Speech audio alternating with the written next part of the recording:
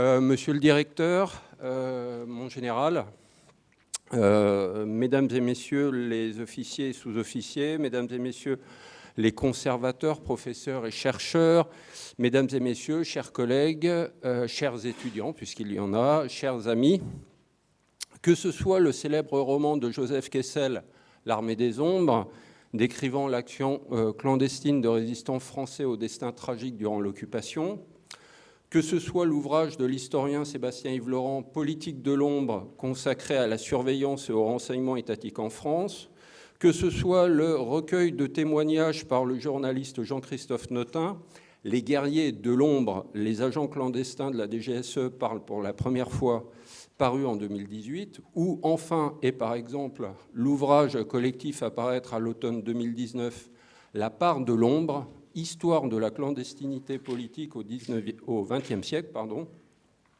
Comme on le voit, la clandestinité, comme cette énumération peut nous en convaincre, semble par nature vouée à l'obscurité, à l'absence de lumière, à un noir objet parfois synonyme de noirceur d'action et de ténébreuses affaires balsaciennes, donc une opacité interdisant a priori toute démarche de connaissance et de dévoilement.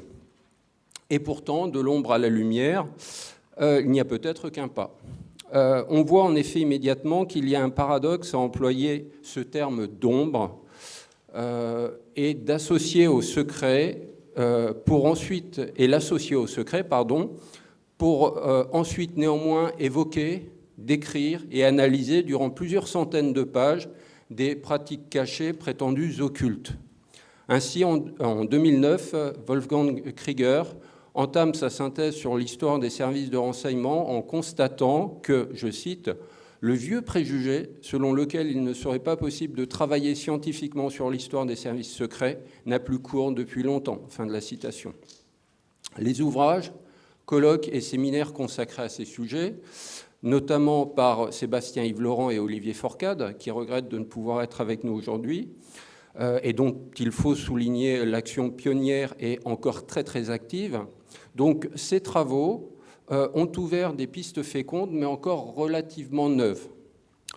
Leur essor débute véritablement à la fin des années 1990 et on doit souligner la concomitance de cet essor avec celui de l'historiographie relative aux forces de l'ordre, notamment sous l'action de Jean-Noël Luc, en collaboration avec l'ancien service historique de la Gendarmerie nationale.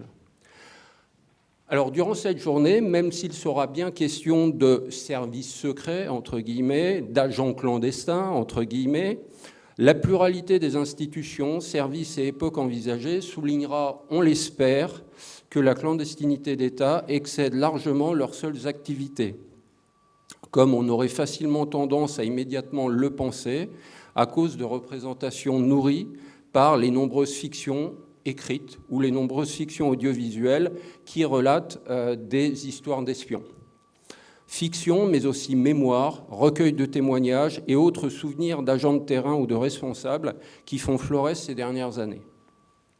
Autre versant des recherches sur la clandestinité liées de près ou de loin à l'État, l'accent mis par les historiens sur les acteurs voulant échapper à la surveillance et au contrôle des institutions publiques.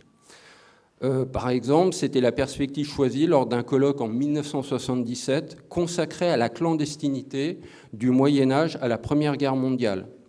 Ce colloque étudiait les populations clandestines saisies par les sources judiciaires, mais sans s'attacher réciproquement aux personnes chargées de réprimer, détecter, observer cette clandestinité polymorphe.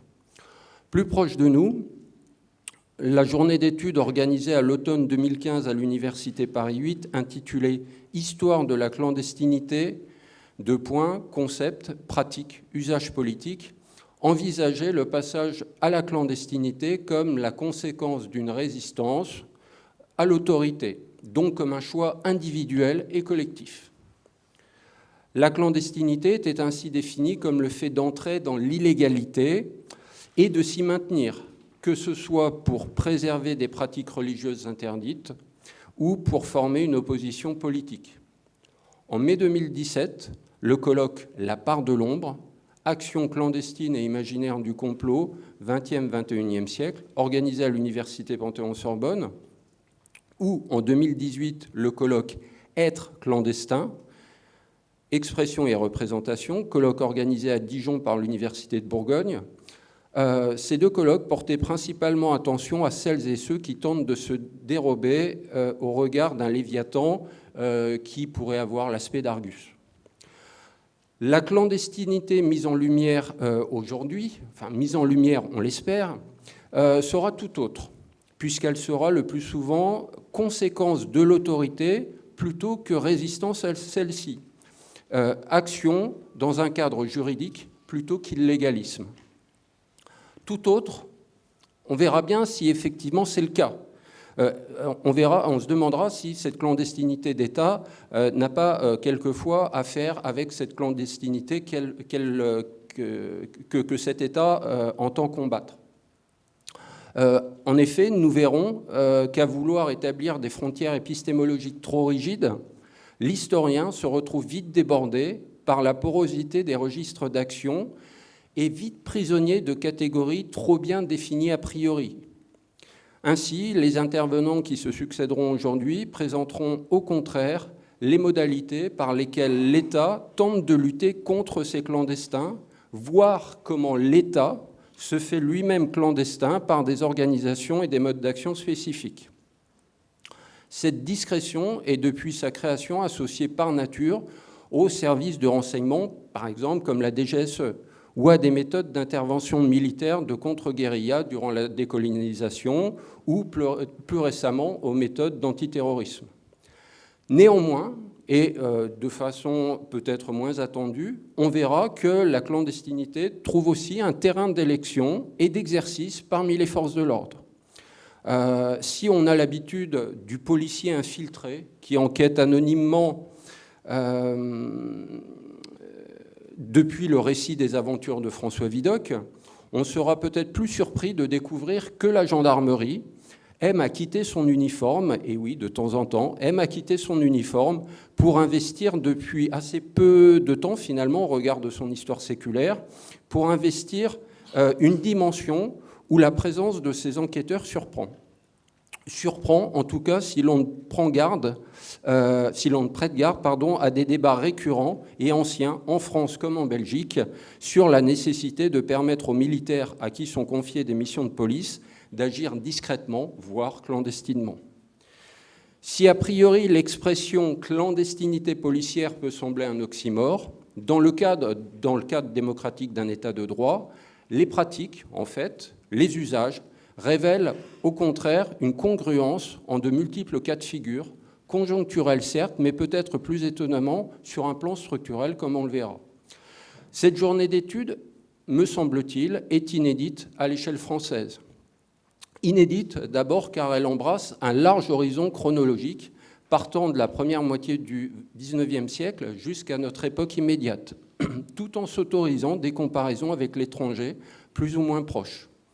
Ensuite, cette journée d'études associe des chercheurs à des praticiens de la clandestinité, ce qui n'est pas neuf, mais demeure encore très limité, du moins en France.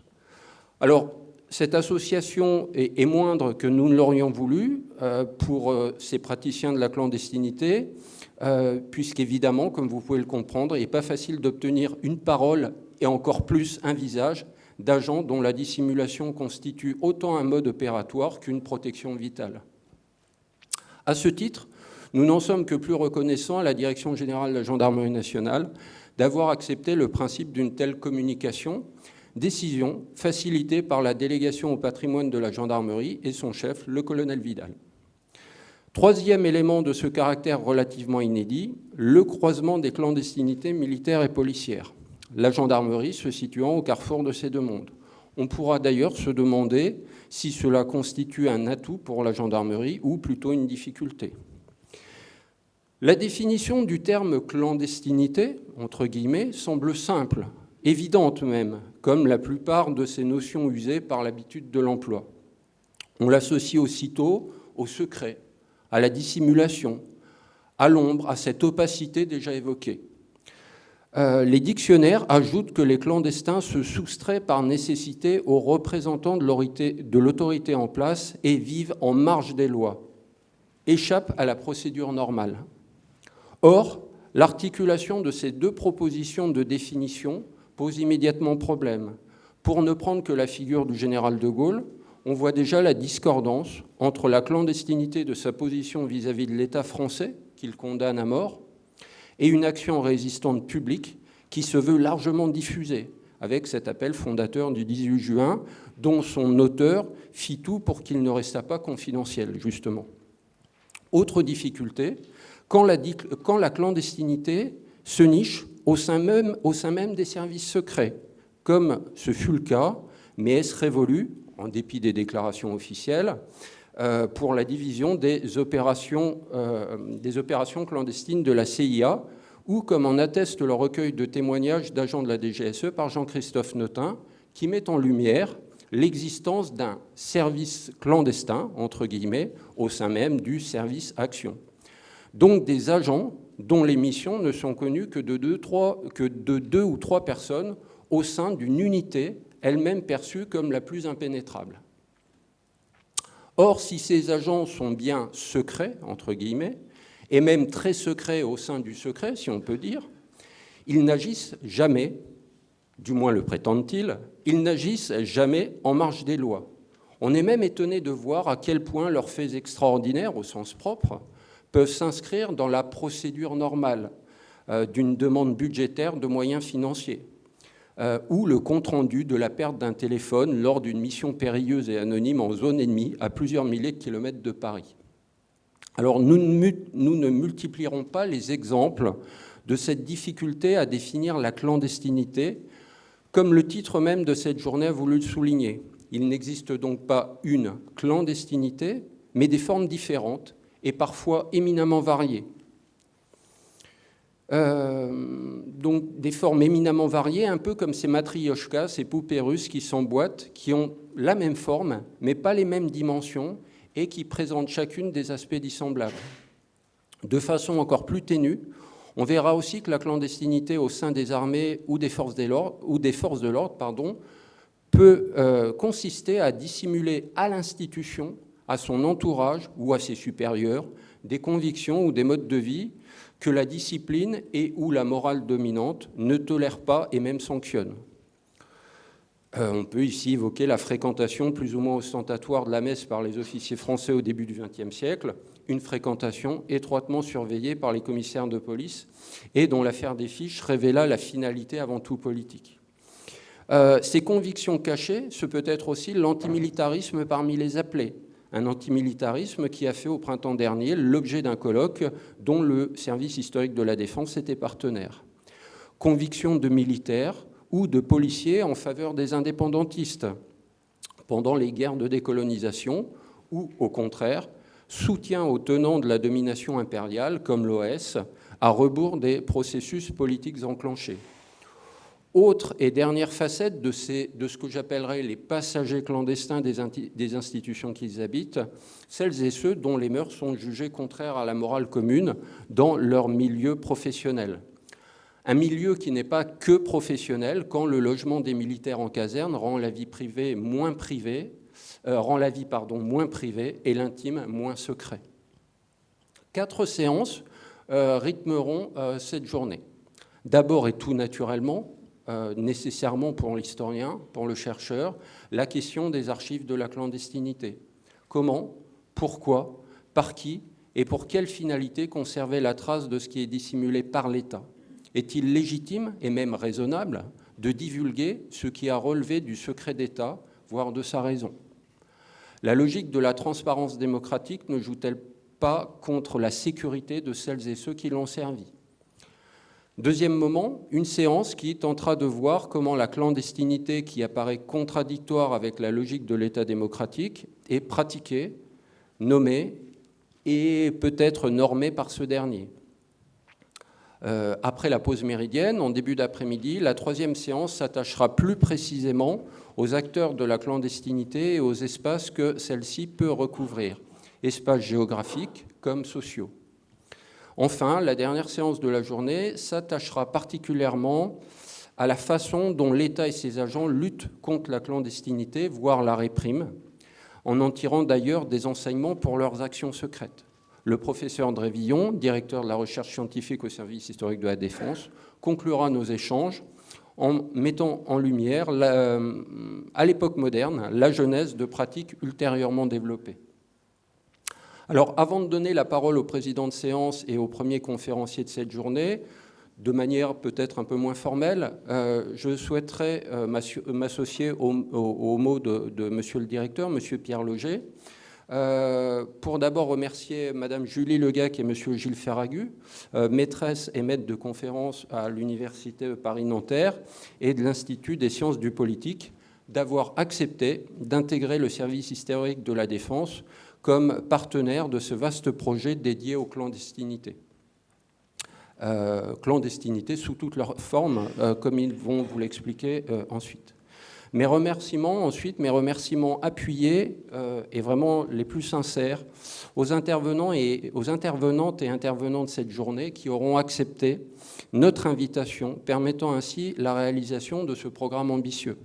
Ma gratitude, enfin, à tous les personnels des différents départements du service historique de la Défense qui auront contribué, de près ou de loin, à la réussite de la manifestation qui nous réunit.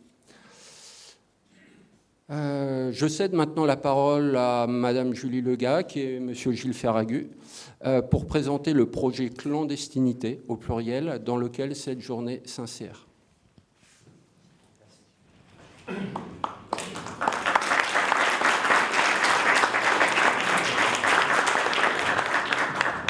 Merci, commandant. Donc, mesdames et messieurs, déjà, je tiens aussi à vous remercier pour cet accueil. En effet, ce projet a été élaboré en décembre 2018 au sein de l'ISP autour d'une réflexion assez globale sur la question des clandestinités.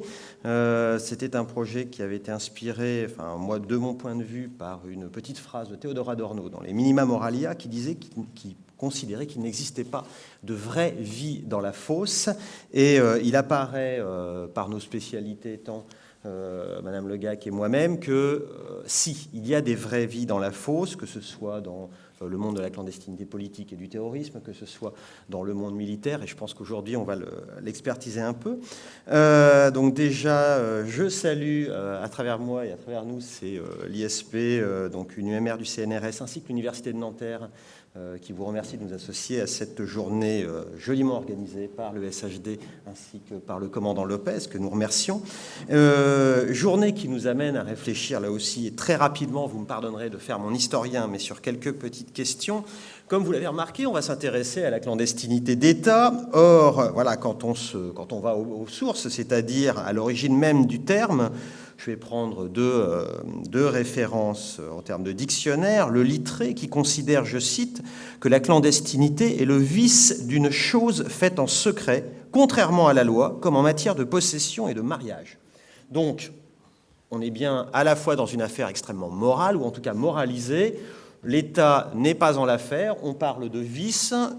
On peut voir dans le trésor de la langue française une réflexion à peu près équivalente, puisque la clandestinité serait, je cite, quelque chose qui existe, fonctionne, se fait de manière secrète, en dehors de ceux qui exercent l'autorité, à l'encontre des lois établies, de la procédure normale et licite.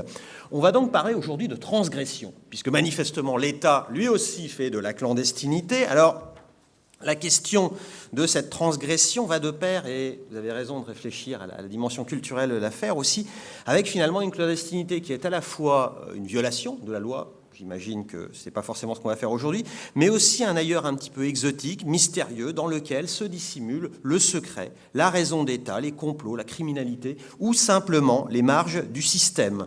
C'est ce que nous allons expertiser. Alors c'est une expertise qui date de loin. Les dictionnaires aussi de la langue française constatent que si l'on peut être clandestin depuis 1380, la clandestinité en tant que genre n'apparaît pas avant le XVIe siècle.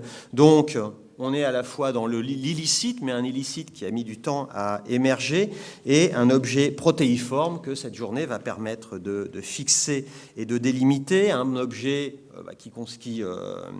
qui évoque tout un ensemble de pratiques, depuis les chrétiens des catacombes, dès l'Antiquité jusqu'à des pratiques culturelles récentes. On parlait tout à l'heure du bureau des légendes, ou encore des pratiques, je dirais, à la fois intellectuelles et religieuses, telles que la taqiya chiite.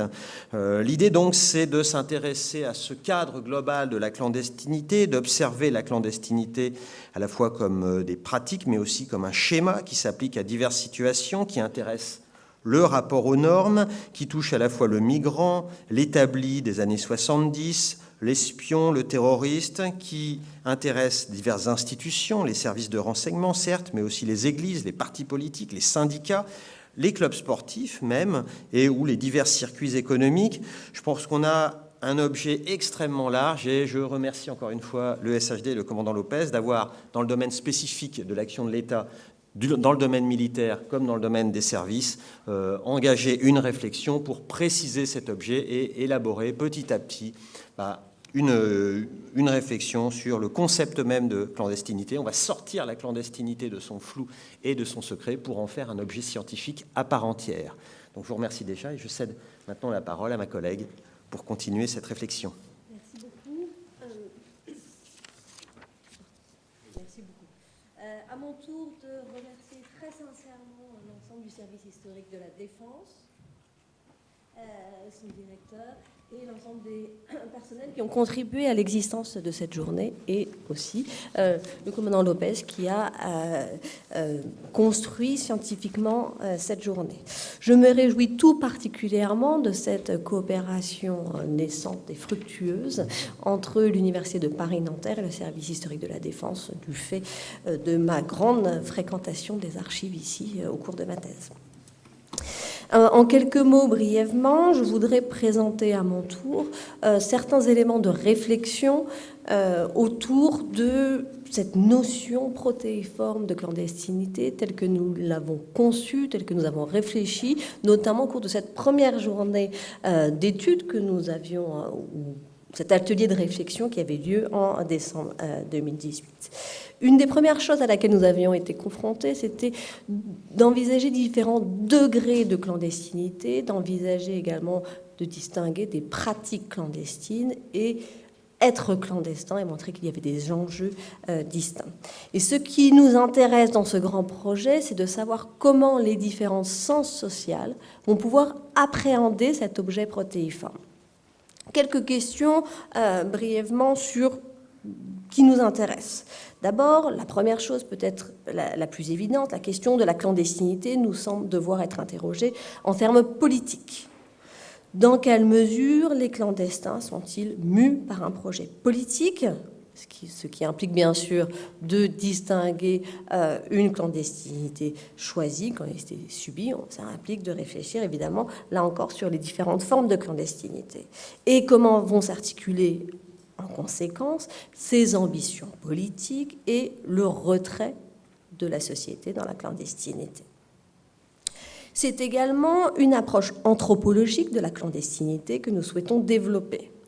Nous aimerions appréhender l'histoire de la clandestinité au ras du sol, en partant du point de vue des acteurs, et nous nous réjouissons tout particulièrement de la présence ici d'acteurs du renseignement, de personnes qui vont pratiquer la clandestinité. Et nous sommes inspirés, donc chacun à partir de nos lectures, mais notamment je pense au magnifique ouvrage de Roderick Edwards, À la recherche du maquis, et qui, pour une période particulière, invite à penser ce quotidien, cette matérialité de la clandestinité. Existe-t-il, par exemple, des pratiques qui seraient propres à la clandestinité, des rites de passage? Voilà. Par exemple, des rites de passage propres à l'entrée en clandestinité. Brûler ses papiers d'identité, altérer son apparence, etc., etc. Intéressons également à la question des pratiques de violence au sein de l'expérience de la clandestinité. Voilà. Cela diffère-t-il? La protection du droit est-elle altérée du fait de la clandestinité? Ce sont des questions que nous nous posons. Une des questions essentielles, c'est celle des liens également entre la clandestinité, entre des micro-sociétés clandestines et la société de manière plus générale, qu'il s'agisse du maintien de liens avec l'entourage familial ou de la matérialité, des problématiques d'approvisionnement pour les clandestins. Autre interrogation, l'expérience de la clandestinité diffère-t-elle selon le genre? On pense à la question de la séduction, de la confiance, mais également des violences sexuelles, où là encore la clandestinité peut altérer la protection. Nous nous intéressons aussi à la question du coût de la clandestinité, qu'il s'agisse du déracinement, des violences subies encourues, de l'angoisse de la traque, de la découverte, donc des troubles psychologiques, voire psychiatriques, générés par l'expérience de la clandestinité, et en particulier avec la question du dédoublement de personnalité. Autre cas certainement plus extrême qui implique le coût de la clandestinité, c'est celui de la chirurgie faciale, et je pense aux travaux fascinants de Roderick Bailey sur ses expériences de chirurgie faciale au sein du SOI pendant la Seconde Guerre mondiale.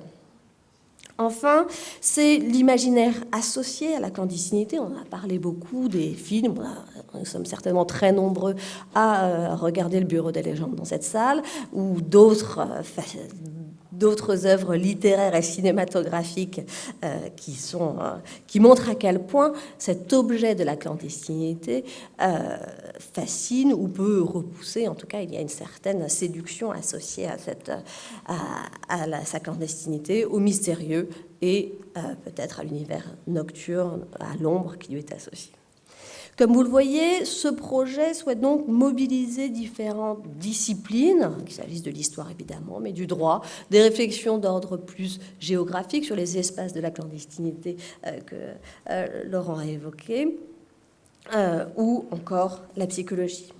Dès lors, nous nous réjouissons que cette première journée d'études sur les clandestinités militaires, les clandestinités politiques, sur la réflexion sur les sources, nous y sommes évidemment très sensibles, sur les pratiques, puisse poser un jalon que nous espérons très riche et essentiel de réflexion sur cette catégorie d'analyse que constitue la clandestinité.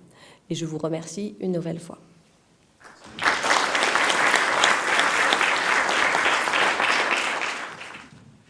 Eh bien, bonjour à tous.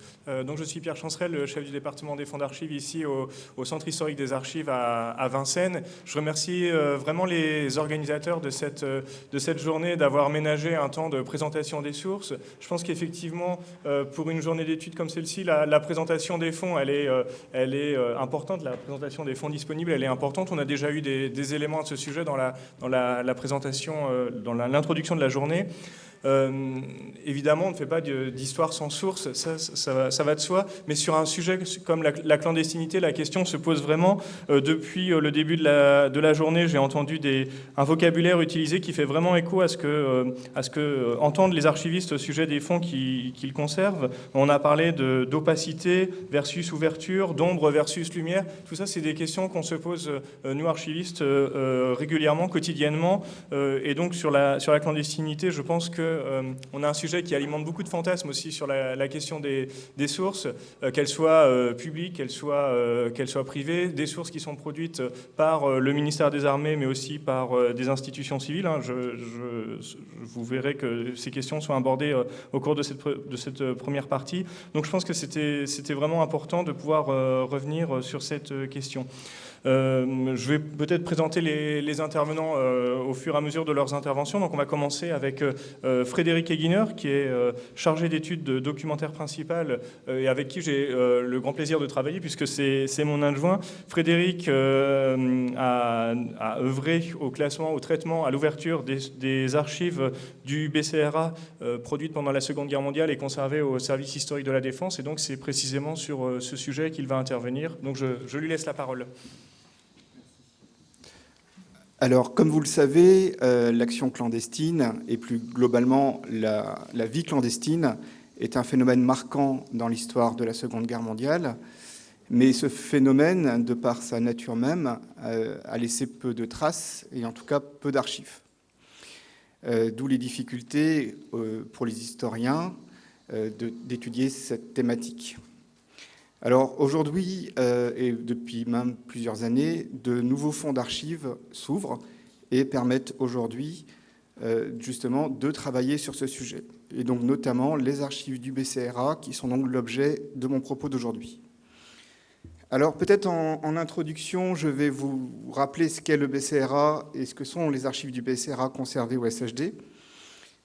Alors, le BCRA, donc le Bureau central de renseignement et d'action, est donc un service qui a été créé fin 1941, début 1942, par André de Bavrin, plus connu sous le nom du colonel Passy. Il constitue en fait les services secrets du général de Gaulle à Londres. Alors, le BCRA est chargé, entre autres, d'animer et de coordonner l'action des réseaux de résistance en métropole. Et les archives de cet organisme ont été transférées après la libération en France. Alors, une partie importante a été versée assez rapidement aux archives nationales, où elles y sont toujours conservées d'ailleurs, dans la sous-série 3AG2. Et les services secrets français, qui se sont installés dans la capitale à la Libération, ont récupéré aussi une partie des documents du BCRA. Et on les a utilisés, les ont exploités pendant un certain temps. Et en fait, ces documents ont été versés plus tardivement en fait, au service historique de l'armée de terre, puisque le SHD n'existait pas à l'époque, c'était en fin 1999, début 2000. Alors, que contiennent ces archives conservées aujourd'hui donc, au château de Vincennes? Donc, on peut identifier plusieurs ensembles. Tout d'abord, le premier ensemble est composé des archives de la section contre-espionnage du BCRA, et sont notamment constitués de dossiers et de bulletins de renseignement classés selon un ordre thématique. On retrouve aussi, toujours dans les archives de la section contre-espionnage, une collection d'interrogatoires de volontaires qui ont rejoint la France libre et qui étaient interrogés dans ce cadre par les officiers de la section contre-espionnage. On a aussi beaucoup de dossiers individuels d'agents du BCRA. Et ça s'explique assez bien puisque les services secrets français, donc le SDEC puis la DGSE, ont joué le rôle d'organisme liquidateur du BCRA. Et donc pour répondre aux demandes qui leur étaient adressées, ils avaient besoin d'avoir accès aux dossiers individuels des agents pour pouvoir répondre. Alors ces archives sont en grande partie aujourd'hui classées et inventoriées dans la sous-série GR28P que peut-être certains d'entre vous connaissent déjà. D'autres fonds sont en cours de classement actuellement, et notamment les archives comptables et financières du BCRA qui ne sont pas encore ouverts à la recherche. Alors, pour présenter cette intervention, pour la préparer, je me suis demandé quel était le meilleur moyen. Donc, je me suis dit qu'en fait, pour parler de la clandestinité, le mieux serait peut-être de partir d'un exemple. Donc, au fait, aujourd'hui, je vais vous parler d'un homme. Donc, je vais vous montrer, voilà, que certains peut-être d'entre vous connaissent peut-être, qui s'appelle Pierre Deshay, qui est un résistant bien connu, qui a été fait compagnon de la Libération et qui a été un agent important du BCRA pendant la Seconde Guerre mondiale. Je vais essayer de vous expliquer comment, à partir de cet exemple, en fait, on peut aujourd'hui, à partir des archives donc conservées au SHD, à la fois reconstituer le parcours individuel des agents des réseaux de renseignement et également, plus largement, comment ces archives nous permettent de nous documenter sur l'action clandestine et même plus largement la vie clandestine de ces agents en France. Alors, Pierre Deshay donc, est né le 24 décembre 1918 dans les Côtes d'Armor. Il suit une formation technique. Il a un CAP d'ajusteur et d'électricien. Et en 1935, il rejoint les chemins de fer, il devient cheminot. Donc en 1939, il a 21 ans, il est mobilisé, il participe à la campagne de France, il est fait prisonnier à la Charité-sur-Loire. Alors il reste prisonnier peu de temps en fait, puisque de par son statut de cheminot, il est libéré assez rapidement, Et en août 1940, il revient en France et il reprend son travail de cheminot. Quelques mois plus tard, donc en janvier 1941, il décide de rejoindre les forces françaises libres à Londres. Et le 16 janvier 1941, précisément, il franchit la frontière espagnole pour essayer d'atteindre l'Angleterre. Et à partir de ce moment-là, il rentre en clandestinité. Alors, les documents que nous conservons à Vincennes aujourd'hui permettent de reconstituer son parcours. Et vous allez voir, son parcours est une véritable épopée. Alors, notamment, on a conservé son état des services, réalisé par les services secrets français, où on apprend plein de choses. Donc, je vous disais, donc, il franchit la frontière espagnole le 16 janvier. Le 19 janvier 1941, il arrive à Madrid. 3 jours plus tard, il est arrêté dans un train par un policier espagnol, mais il arrive à s'échapper en fait en sautant de ce train en marche. Ensuite, donc, il franchit la frontière portugaise et il arrive à Lisbonne le 25 janvier 1941 où il prend contact avec le comité de la France libre. Et on a trouvé la trace de son passage, de sa prise de contact avec le comité de la France libre, avec un document que vous allez voir. Voilà, donc c'est un document qui date de sans doute du 31 janvier 1941. Donc il s'agit d'une note adressée à Londres qui fait état donc de la présence de ce volontaire, Pierre Deshaies, et donc le comité de la France libre à Lisbonne demande son acheminement vers Londres. Alors, ça va mettre beaucoup de temps puisqu'il va rester quand même 3 mois à Lisbonne. Ensuite, le 29 avril 1941, il est déposé par un cargo à Gibraltar. Là encore, on retrouve sa trace. Un document le mentionne. Voilà, donc c'est un compte-rendu d'interrogatoire. Enfin, c'est une fiche de renseignement qu'il complète. Donc là, on est fin avril 1941. Ensuite, il embarque sur un bateau à destination de Londres, sauf que ce bateau est dérouté pour une opération militaire, et en fait, il débarque en Afrique, notamment en Gambie, où il arrive le 31 mai 1941. Là encore, on retrouve sa trace dans un autre document, qui est un compte-rendu d'interrogatoire établi par un officier du contre-espionnage français, du BCRA, qui l'interroge donc en Afrique. Donc c'est un document qui est daté du 3 juin 1941. Pardon. Finalement, il parvient à quitter l'Afrique le 10 juin 1941 et il arrive en Angleterre le 12 juillet. Et finalement, enfin, il rejoint le dépôt central des forces françaises libres à Londres le 28 juillet 1941 et le lendemain, il signe son engagement dans les forces françaises libres. C'est le document qui vous est présenté ensuite.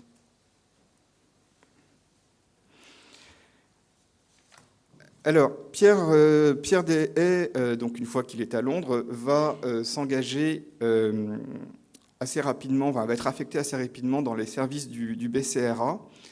Et en janvier 1942, il se porte volontaire pour accomplir une mission en France.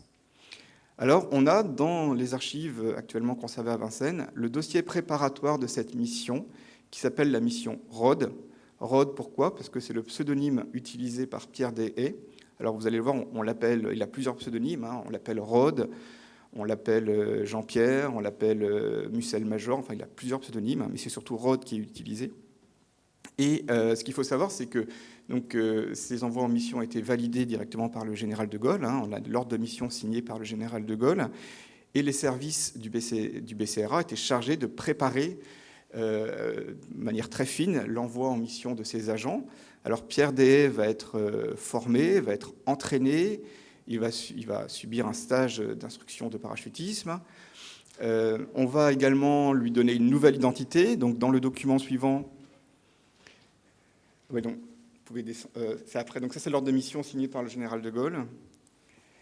Voilà. Donc, dans ce document-là, donc, vous voyez que c'est donc une demande de papier établie par la section des faux papiers du BCRA, qui était chargée de délivrer de fausses cartes d'identité pour les agents qui étaient envoyés en mission.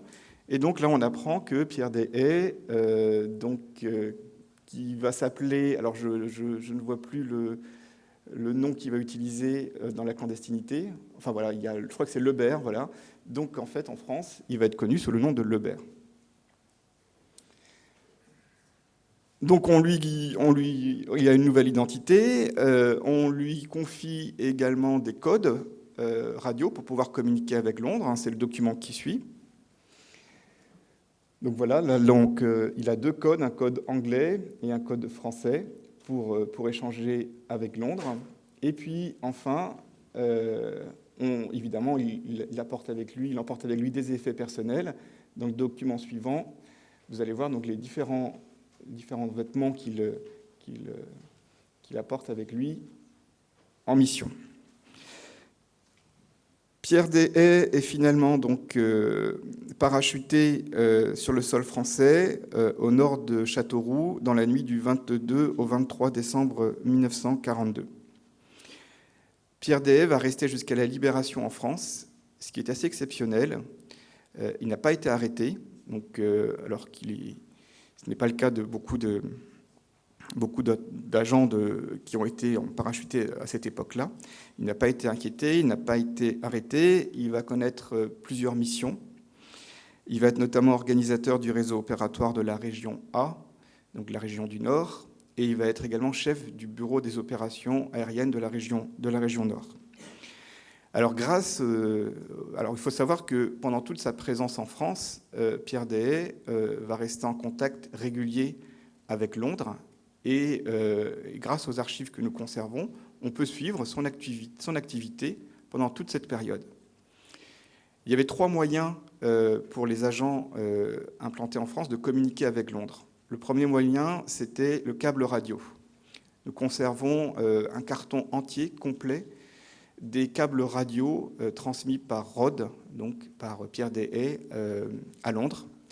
Je vais vous montrer le premier câble qu'il envoie. Donc là, nous sommes en 1940, le 12 janvier. Donc 1943. Donc il indique qu'il est bien arrivé, qu'il a perdu sa valise. Il a été mis en contact par Rex avec Paul. Alors Rex, donc c'est Jean Moulin. En fait, il n'a pas vu Jean Moulin, il a vu son secrétaire de l'époque, qui s'appelait Daniel Cordier.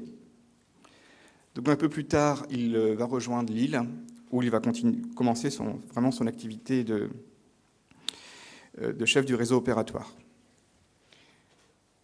Un autre moyen de communiquer avec Londres, c'est les phrases lues à la BBC. Dans le document qui suit, vous avez donc c'est une note interne au BCRA. Donc c'est une note indiquant une phrase à l'attention donc de Rhodes. Et c'est une alerte. Londres prévient Rhodes que son code est brûlé et qu'il ne doit plus l'utiliser. Enfin, troisième moyen de transmission, de communication entre Londres et la France, ce sont ce qu'on appelle les rapports, c'est-à-dire tout un ensemble de documents qui sont acheminés entre Londres et la France. Et pour le cas de Pierre Deshay, on a la chance d'avoir conservé dans nos archives 6 rapports originaux, des rapports d'activité, donc qui sont aujourd'hui conservés dans nos archives. Je vais simplement vous donner un exemple d'un rapport, c'est le document suivant, voilà, du rapport du 20 avril 1943.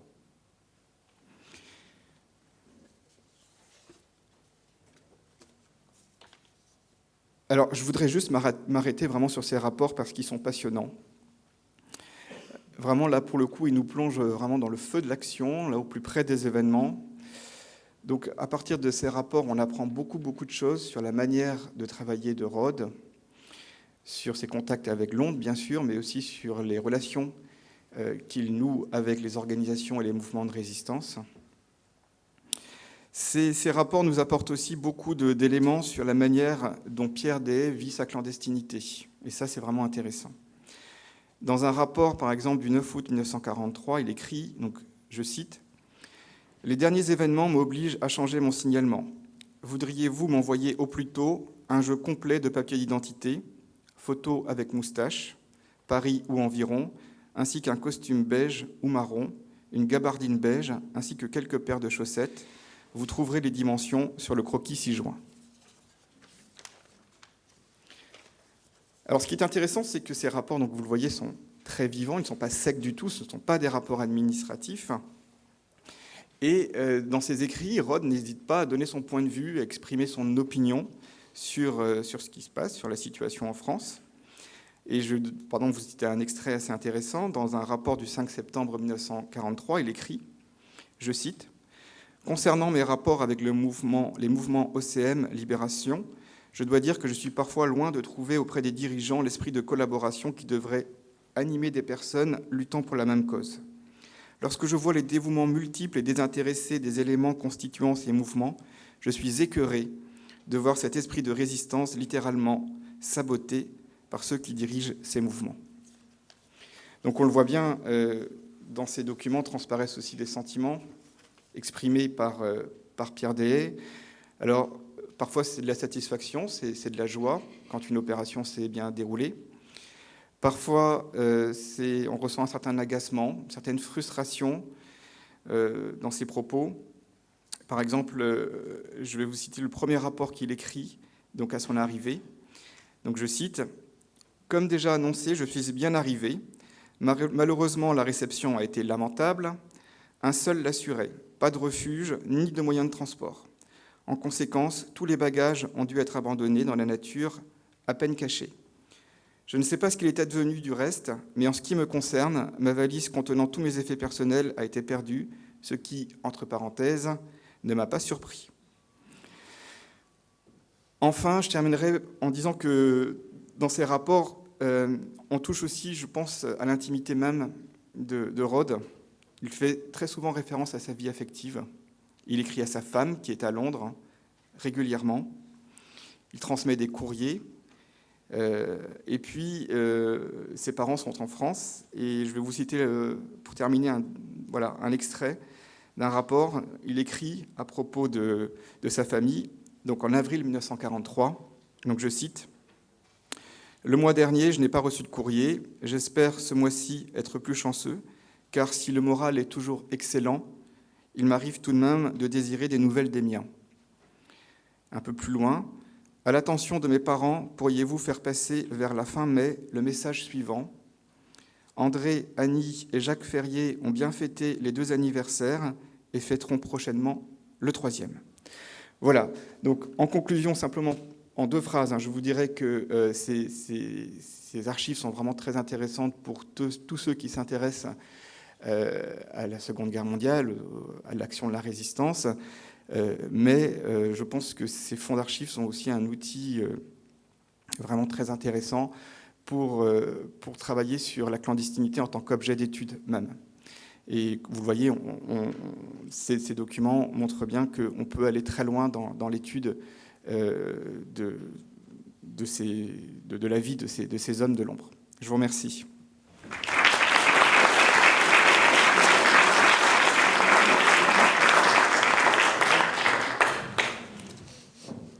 Merci beaucoup Frédéric pour cette intervention qui nous permet, je trouve, de vraiment de toucher du doigt les aspects très concrets de ce que recouvre la clandestinité. Moi, j'ai été très sensible à la liste de vêtements qu'il emporte. C'est vrai qu'on ne s'attend pas forcément à trouver ce genre de choses. On va poursuivre notre exploitation des sources, ou notre exploration des sources avec Violaine Chaléa-Fonck, qui est archiviste paléographe, docteur en histoire, et qui intervient aujourd'hui comme conservateur en chef du patrimoine, responsable du pôle intérieur au département justice intérieure des Archives nationales pour une intervention consacrée au fonds du ministère de l'Intérieur aux Archives nationales à travers les exemples de la Seconde Guerre mondiale et de la guerre d'Algérie. Voilà, dès que la partie technique sera réglée. Merci. Merci beaucoup. Alors, je remercie tout d'abord les organisateurs d'avoir convié les Archives nationales à cette journée d'études, permettant ainsi d'évoquer la clandestinité de services ne dépendant pas du périmètre des armées. Cette intervention s'inscrit par ailleurs dans le fil de celle de Frédéric Heguiner qui m'a précédée sur les archives du BCRA, car ce service a constitué le terrain d'expérimentation de Roger Vibaud, premier directeur de la direction de la surveillance du territoire en 1944, dont je vais parler. De cette expérience de Vibaud au sein de la France libre naît ce qu'il va mettre en place en façonnant la DST au sein de la Direction générale de la Sûreté nationale du ministère de l'Intérieur. Mon propos portera en effet plus particulièrement sur cette direction et sur les sources versées par le ministère de l'Intérieur dont le chercheur peut aujourd'hui disposer aux archives nationales pour les périodes de la Seconde Guerre mondiale et de la guerre d'Algérie. Alors, un petit retour sur l'historique de la DST, de sa création en 1944 aux années 1950. Un premier contrôle de la surveillance du territoire avait été créé en 1899 à la suite de l'affaire Dreyfus au sein de la direction de la Sûreté nationale, retirant au ministère de la Guerre ses attributions de contre-espionnage et de surveillance des frontières. Mais par les décrets de février 1907 puis d'août 1911, ce contrôle des services de la surveillance du territoire est supprimé et ses missions reprises par le contrôle général des services de recherche judiciaire. En 1934, dans le cadre d'une réforme importante de la direction de la Sûreté, le contrôle général des services de la surveillance du territoire refait son apparition dans l'organigramme de cette grande direction. Et selon les termes de ce décret de juin 1934, ce service a pour mission exclusive d'assurer en France, par une coordination méthodique des attributions de la police spéciale, l'application de la loi du 26 janvier 1934 tendant à réprimer l'espionnage, ainsi que les crimes et délits intéressant la sûreté extérieure de l'État.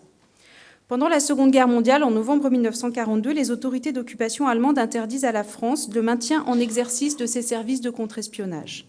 Et c'est en novembre 1944 que le gouvernement provisoire de la République française instaure une direction de la surveillance du territoire au sein de la direction de la Sûreté. Vous avez ici à l'image l'arrêté d'organisation de cette direction. La direction est confiée à Roger Vibaud, qui dirigeait à Londres la section de contre-espionnage du BCRA. Selon les termes de l'ordonnance de novembre 1944, les attributions de la DST sont la recherche et la centralisation de renseignements de contre-espionnage, la police des communications aériennes, la police des communications radioélectriques et la répression de toutes les infractions tombant sous le coup du décret du 29 juillet 1939. L'arrêté du 22 novembre 1944, qui fixe les attributions et structures internes de la DST, crée un organe entièrement civil, responsable devant le ministre de l'Intérieur. La DST de 1944 n'est plus un simple organe d'exécution. Alors que les brigades de surveillance du territoire d'avant-guerre agissaient sur instruction reçue des militaires ou sur commission rogatoire des magistrats, la DST peut désormais s'autosaisir et n'attend plus qu'une enquête lui soit confiée. Toute l'activité de la DST est couverte par le secret défense. C'est une combinaison d'officiers de police judiciaire et d'officiers de renseignement.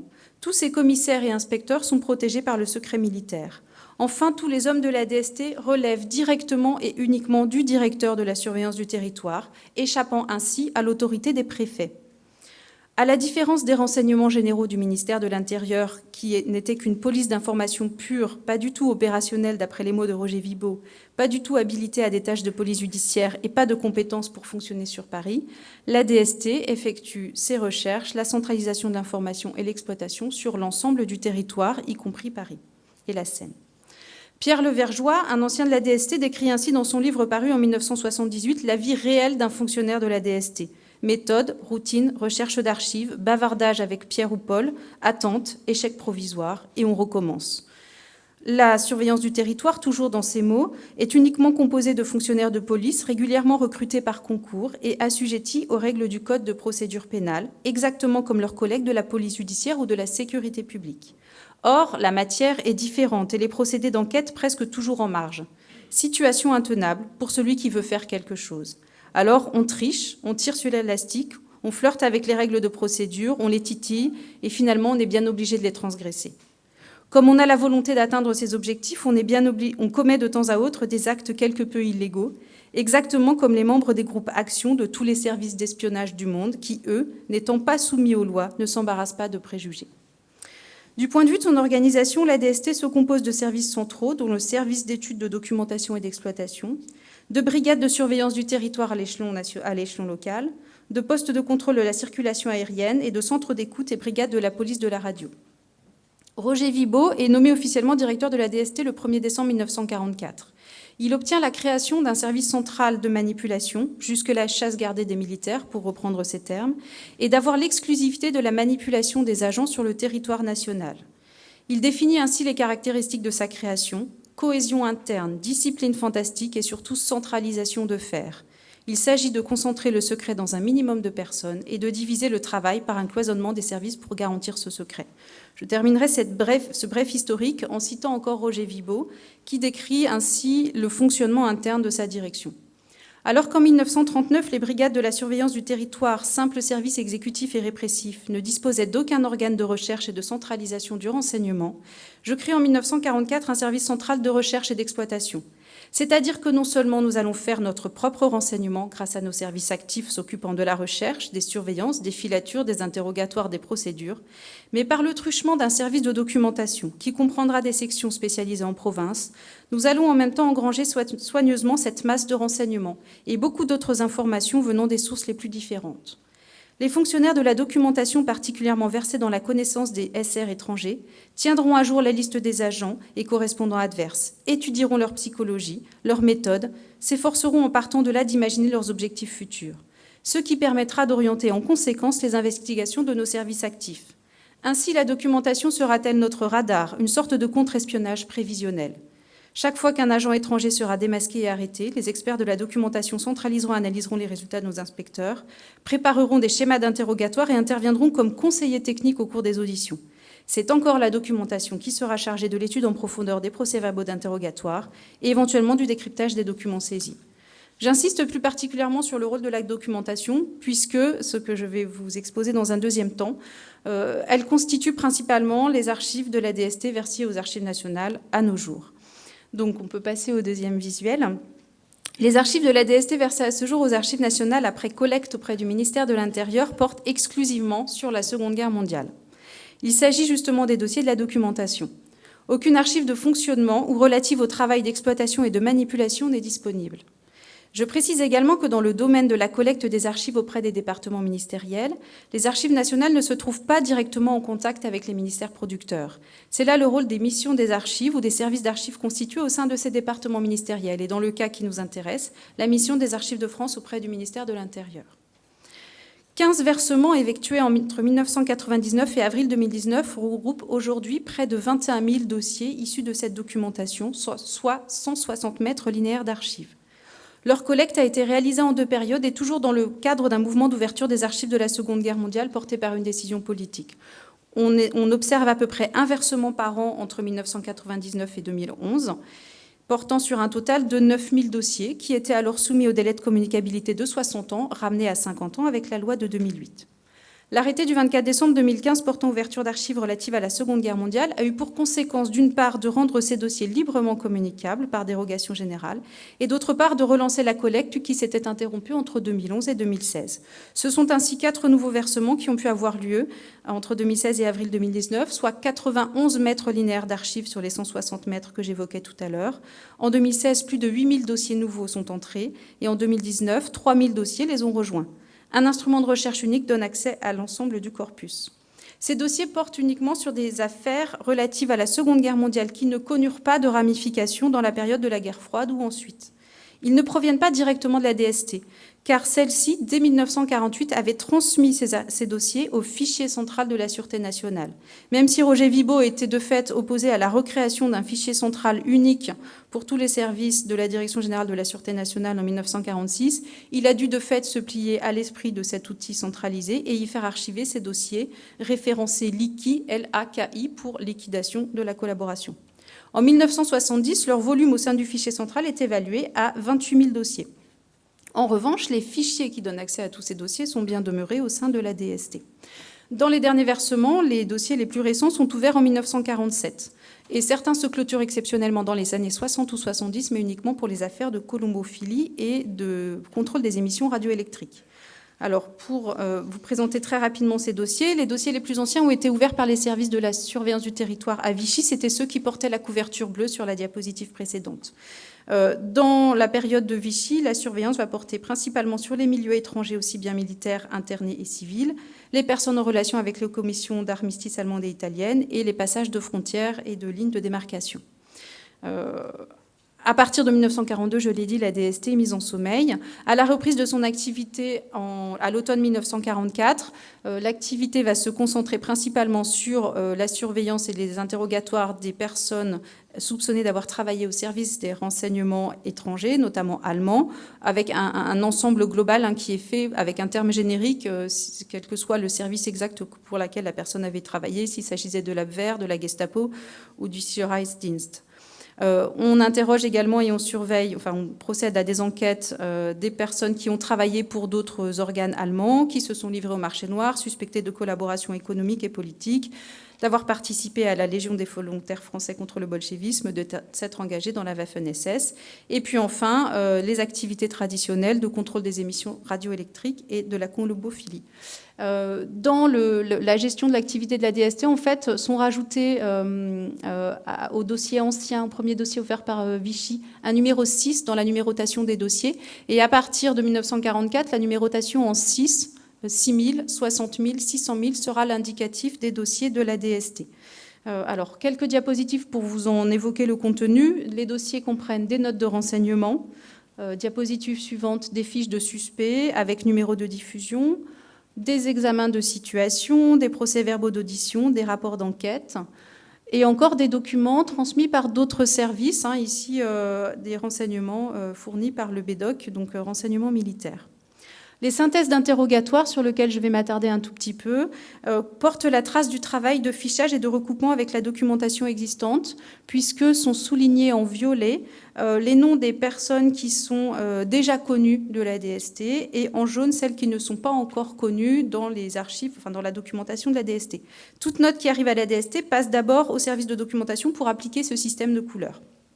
Alors ces dossiers laissent inévitablement celui qui veut travailler sur, qui veut dresser à travers eux le portrait des agents de la DST sur sa fin. Un dossier entré en 2019 porte exceptionnellement la marque du travail interne du service. Alors ce ne sera pas la diapositive suivante, mais celle qui suit encore.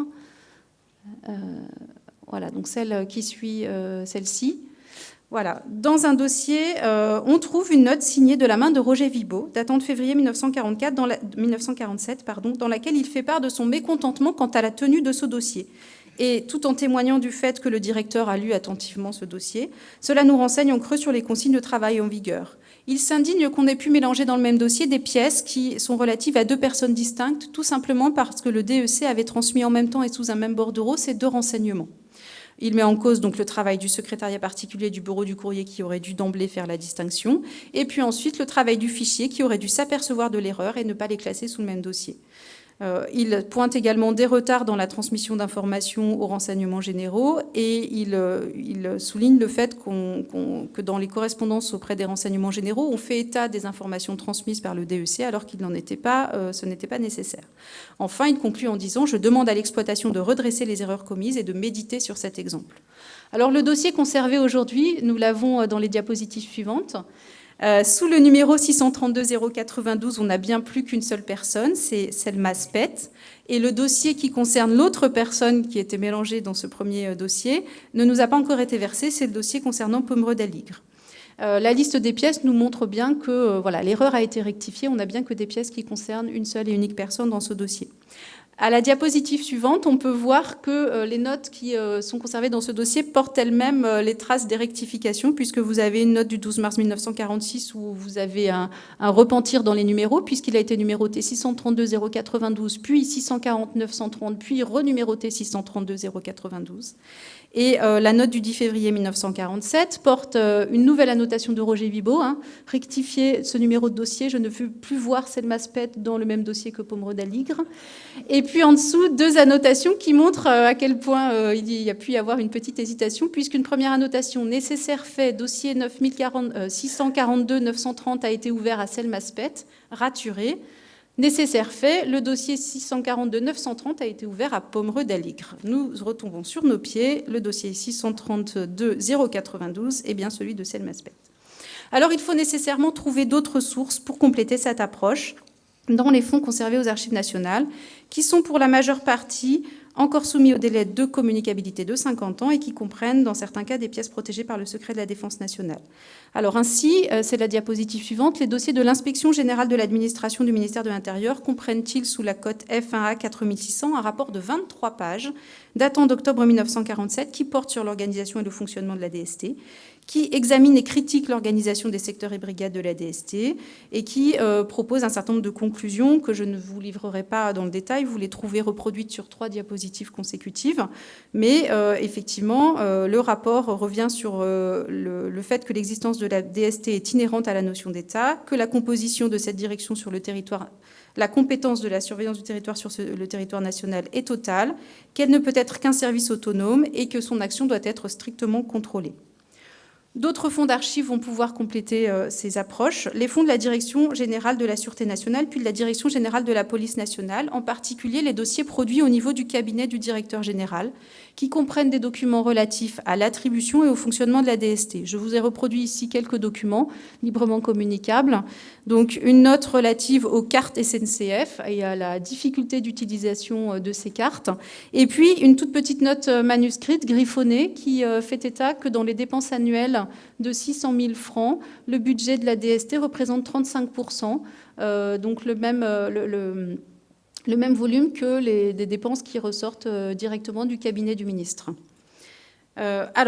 Pour compléter également ces archives, des documents dans les archives de la direction de l'administration de la police. Mais ces différents dossiers que je cite ne représentent tout au plus que quelques mètres linéaires d'archives.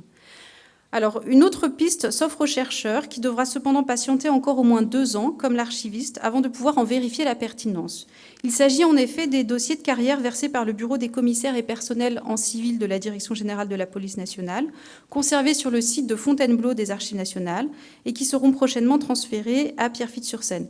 Ces magasins étant inaccessibles pour des raisons de sécurité, il ne m'a pas été possible de prendre moi-même connaissance des quelques dossiers de carrière que j'avais identifiés, notamment celui de Pierre Levergeois ou celui de Roger Vibaud. Et je ne peux pas complètement vous confirmer le fait que leur contenu pourrait apporter des éléments tout à fait pertinents.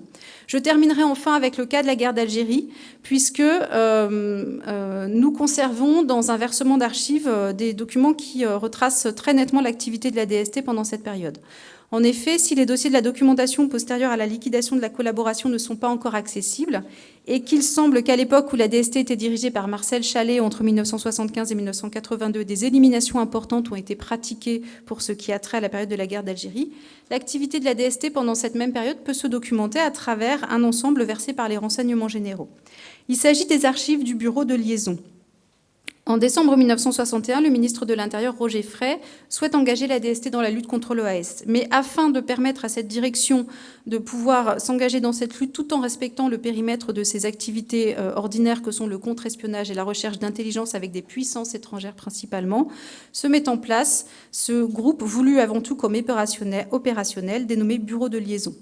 Il regroupe des services des renseignements généraux, également les services de police judiciaire et la gendarmerie, et puis va pouvoir coopérer avec les services de la sûreté militaire. La direction de la surveillance du territoire assure dans un premier temps le secrétariat de ce bureau de liaison. Il y a une répartition des rôles très claire à l'intérieur de ce bureau de liaison, puisque les agents de la DST et DRG ont en charge la documentation, les recherches et investigations et les arrestations. La police judiciaire établit les procédures judiciaires qui vont être transmises à la Cour de sûreté de l'État. Le BDL va fonctionner de décembre 1961 à avril 1963 et il procédera à plus de 2500 arrestations, atteignant en profondeur l'organisation structurelle et opérationnelle de l'OAS en métropole. J'ajoute en insiste que pour Roger Vibaud, qui s'est vu signifier en décembre 1958 par le général de Gaulle qu'il quittait ses fonctions de directeur de la DST, il s'agit d'un véritable détournement de la vocation de la DST. Pour lui, il avait fait de cette direction un organe d'élite dans la lutte contre les agents de l'étranger, les traîtres au service de puissances extérieures, et il ne l'a jamais destiné à traquer les patriotes n'ayant pas les conceptions politiques et nationales prescrites par l'État régnant. Alors, quelques exemples de documents qui sont issus de ce versement des archives du bureau de liaison. Versement qui est entré en 1986, une note qui précise les conditions de coordination entre la police judiciaire, les renseignements généraux et la surveillance du territoire. Et puis à la page suivante, une note qui évoque le rôle du fichier du BDL et le fait qu'il faudrait vraiment veiller à terme, une fois l'activité du BDL close, que ce fichier soit bien restitué et bien conservé au sein du fichier central de la police nationale, enfin de la sûreté nationale à l'époque, pour en assurer la pérennité. Enfin, et j'en terminerai par là, l'activité de la DST peut transparaître dans les archives d'autres services du ministère par le jeu des transmissions des pièces dans les différentes affaires. En 1970, on estime ainsi que le fichier central recueille chaque année 20 400 documents provenant de la DST et qu'il va les intégrer à ces différents dossiers au fichier central. Et il traite également 15 800 demandes de recherche dans le fichier central de la part de la DST.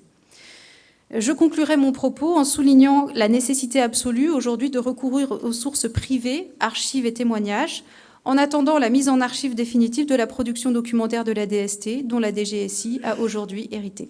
Je vous remercie.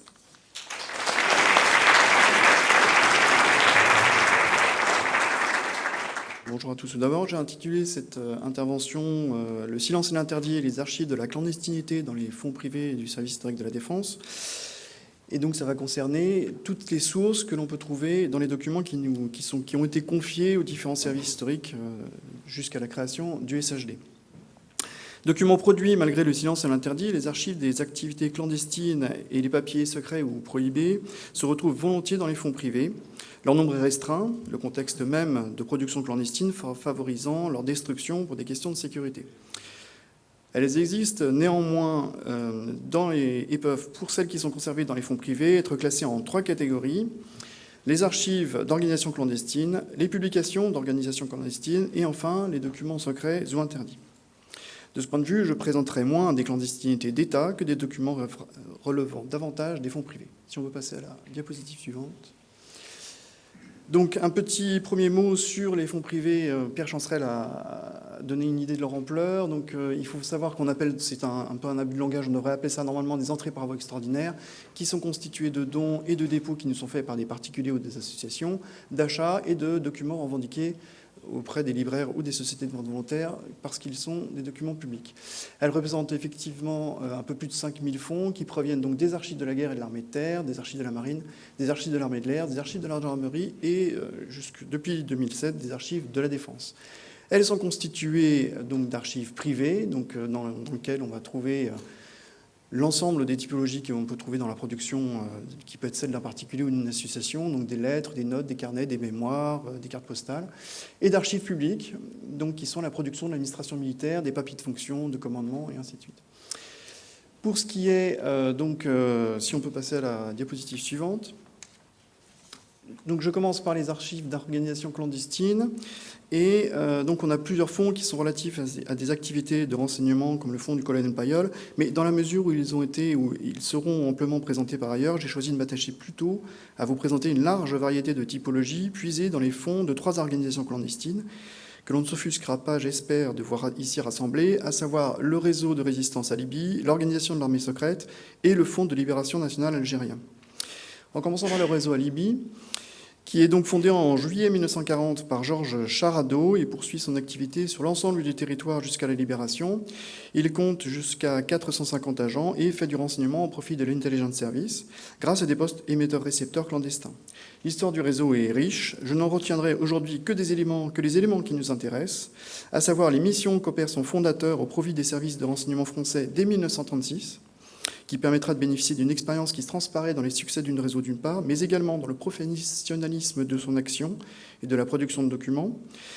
Et ensuite, les réussites d'Alibi dans la fourniture de renseignements sur l'ordre de bataille allemand, qui sont à mettre au crédit notamment du sous-réseau fondé par le général Pierre Lallard dans le sud-ouest, dont le fonds est ici présenté. Donc je débute ici par 2 archives de fonctionnement, une instruction qui concerne l'utilisation d'un poste émetteur, donc qui est à gauche, et puis donc on remarquera d'ailleurs le caractère complet et détaillé, ainsi qu'une note d'information extraite des rapports des renseignements généraux. À noter que cette dernière mentionne l'origine et la source du renseignement, la fiabilité des sources, semblant dans ce cadre un impératif qui justifie le risque de faire apparaître ces mentions. Diapositive suivante. Donc on a là 2 notes de renseignement typiques de la production d'Alibi. Le réseau a ainsi beaucoup renseigné sur les services allemands, comme on peut le voir à gauche, ainsi que sur les personnes impliquées dans la collaboration. et sur leurs exactions, puisqu'on voit là, cette note de renseignement sur la phalange raciste française, qui était donc un tout petit groupe actif dans la région. Diapositive suivante, donc on a ensuite les 2 premières pages d'un document sur les unités vues dans le sud-ouest. Donc on est en juillet 1944 et donc on mentionne la présence à Toulouse des derniers éléments de la deuxième division SS das Reich, après qu'elle se soit livrée aux nombreuses exactions et massacres que l'on connaît au fur et à mesure que ces éléments rajeunissent la Normandie. Donc vous voyez bien le travail typique de renseignement qui est fait sur les insignes et sur les unités aperçues, qui permet justement de renseigner les Alliés sur la présence ou non de ces unités. Diapositive suivante. Donc un autre type de documents sont constitués par les télégrammes ou câbles radio, dont on voit ici 3 états, plus ou moins formels. Un télégramme en cours de décodage, en haut à gauche, un télégramme décodé et un texte rapidement noté sur une feuille de papier. À noter que ce dernier est daté du 5 juin 1944 et concerne le débarquement allié, où il est marqué bien « Opération décisive qui va chasser ennemis de votre pays commence. Top vous rappelle que votre devoir est celui de vos satellites et de poursuivre jusqu'au bout l'œuvre à laquelle, etc. » C'est typique, encore une fois, on en trouve beaucoup dans le fond du général Lala. Si l'on continue avec une diapositive suivante, là on a donc le réseau a beaucoup produit de correspondances qui sont un type typique dont on voit deux exemples ici. On notera à leur propos l'importance prise par les mentions relatives au codage, puisqu'on a tous les codes radio qui sont en bas des feuilles, et toute la diplomatique qui identifie l'émetteur, est ainsi crypté, tout comme le nom des opérations. Donc on remarquera les noms fleuris des opérations, puisqu'on les appelle ulcères, verrues et tumeurs, ce qui montre bien l'esprit du général Lala. Et puisqu'on a dans les correspondances de nombreuses notations où il peut se faire volontiers ironique. Et on notera également, au sujet de ces documents, le ton qui est employé par le chef du sous-réseau avec ses agents et le type d'informations qui sont échangées justement dans l'ensemble de ce réseau. Donc, diapositive suivante. Alors là, j'ai mis ce genre de document tout simplement pour montrer que les archives de la clandestinité, ça a aussi des conséquences sur les supports archivistiques. Jusqu'ici, on en a un peu parlé. Mais là, en l'occurrence, pour le réseau Alibi, j'ai mis un petit crayon là, pour montrer la taille de ce petit document qui concerne le décryptage donc, des codes radio, et qui pouvait aisément glisser dans un portefeuille. Vous avez aussi un petit carnet de papier comestible. Donc, je ne m'aventurerai pas à en manger aujourd'hui, mais c'était prévu, donc on en a encore plusieurs qui sont vierges. On a aussi, je n'ai pas pu le photographier parce qu'il est trop fragile, mais du papier inflammable. Et puis, vous avez aussi à droite les documents, les faux papiers qui étaient fournis aux membres du réseau et qui sont en l'occurrence des cartes d'inspecteurs de la Sûreté nationale. Ensuite, on va passer à un autre type de fonds, puisque ce sont les documents de l'organisation de l'armée secrète. Donc, ce sont des documents qui proviennent du fonds du général Salan, lequel a été confié au SHD en 2015 par l'association qu'il conservait.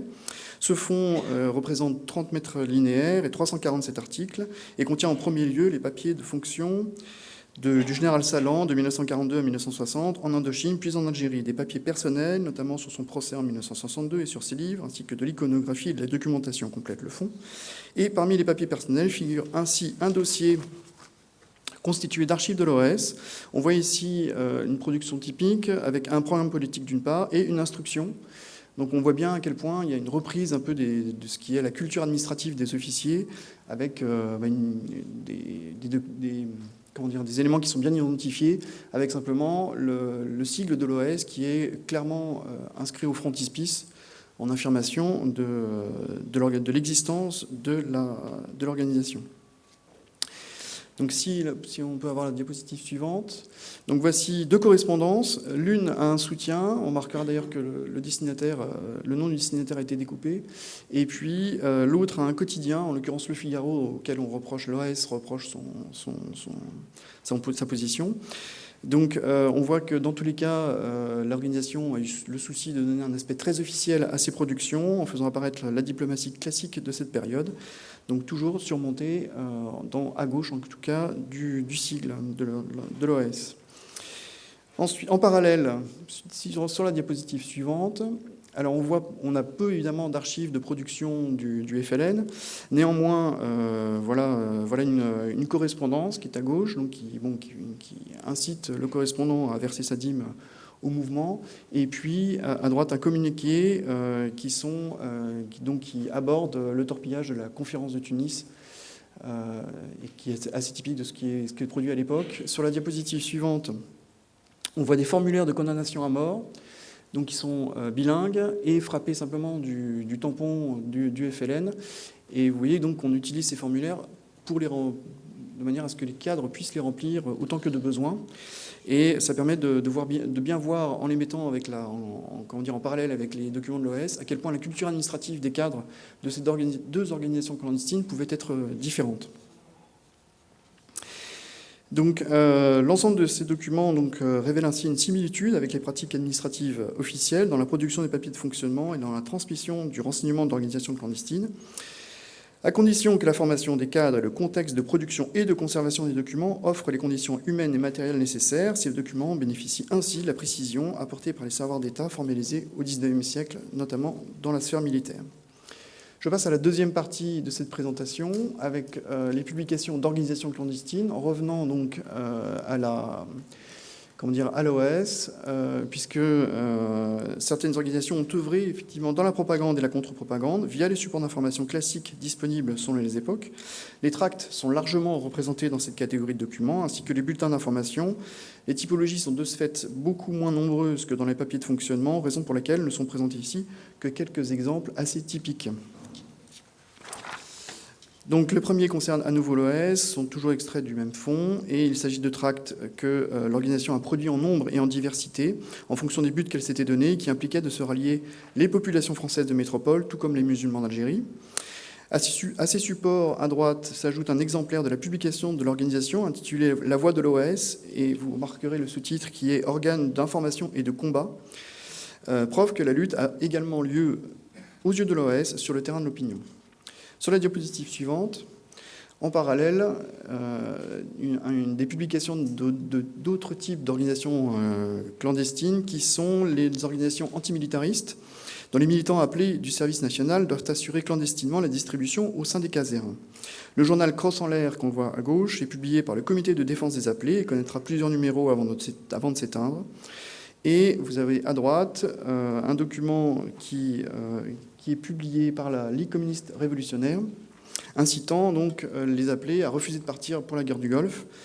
Donc, à noter d'ailleurs que pour la première fois, à l'occasion de cette opération, les appelés du contingent qui étaient dans les régiments, ne sont pas envoyés sur la guerre du Golfe, sauf décision du président François Mitterrand, à l'exception de ceux qui signaient pour un service long. Donc c'est à gauche, à droite plutôt, on a ce bulletin révolutionnaire des soldats. Et donc, loin de la doctrine léniniste et des 21 conditions du Comintern qui prescrivaient en 1920 de mener une propagande active et continue au sein des forces armées, ce bulletin se donne pour vocation simplement de convaincre les appelés à refuser le combat et relaie les actions menées par ces militants. Et ces documents font demander comment ils sont retrouvés ici. Tout simplement parce qu'ils ont été confiés au SHD par l'association Rassembler et diffuser les archives révolutionnaires, qui a été fondée donc par des militants de la LCR, avec pour mission de constituer un centre d'archives de la section française de la 4e internationale. Donc, comme on a pu le voir avec ces différents exemples, la clandestinité n'empêche donc pas la publicité lorsque la lutte se déroule aussi dans les consciences. On peut voir là un prolongement des pratiques, comme les tracts ou les bulletins militants, qui sont celles au départ des partis politiques, et des mouvements d'opinion, et emploieront les mêmes armes que celles des publicistes, avec l'utilisation de la couleur, d'illustration et de police de caractère destinées à attirer l'œil. J'en viens à la troisième catégorie que j'avais identifiée. Donc, ce sont les documents à proprement parler clandestins, dans leur contexte de production comportait une forte notion d'interdit, leur auteur étant sous surveillance ou n'ayant pas eu le droit de rédiger, de transmettre ou de conserver ces documents. Je commencerai tout d'abord par deux reconnaissances militaires qui sont menées en territoire ennemi par des officiers du Premier Empire, qui nous viennent du fond du maréchal Davout, et qui sont donc parfois accompagnés de plans, comme c'est le cas pour la reconnaissance du capitaine Dehon sur les côtes de l'Angleterre, que vous avez ici. Elles sont donc menées à l'insu des autorités locales et forment un pan du renseignement opérationnel destiné à connaître le théâtre des opérations afin d'y prévoir les mouvements des unités comme les étapes des marches ou le stationnement des réserves et du ravitaillement.